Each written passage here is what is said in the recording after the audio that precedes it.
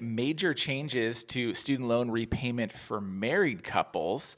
The Department of Education dropped this little nugget in the court filing that they filed this week in their lawsuit that they're being sued by the American Federation of Teachers. And so the little nugget that has a lot of us concerned is the Education Department expects that by May 10th, loan servicers will implement the treatment of spousal information for ICR, pay as you earn, IBR, such that borrowers filing separate income tax returns or are separated from their spouses will have the spousal income counted for the purposes of calculating the monthly payment. And this was a shock to a lot of us because this has not been a thing before.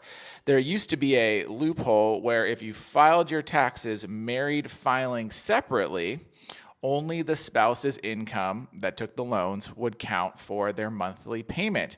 However, as of May 10th, they are going to count both spouses' income regardless of tax filing status. Now, where does this come from? This actually comes from the ICR statute. It actually was the law that regardless of filing status, they count both incomes. Now, they did a rulemaking procedures to allow one spouse to just have their income count.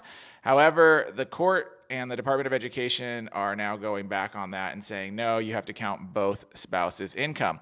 So this can have a profound effect, especially for borrowers where one spouse is very high income and the other is low income, but the low income spouse has the student loans.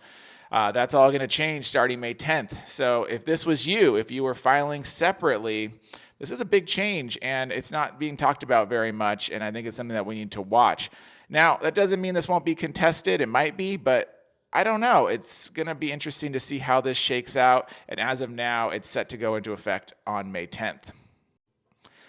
If you want the latest on everything that's happening in the student loan world, be sure to follow us, subscribe to our channel, follow us on the website at thecollegeinvestor.com, subscribe to our newsletter.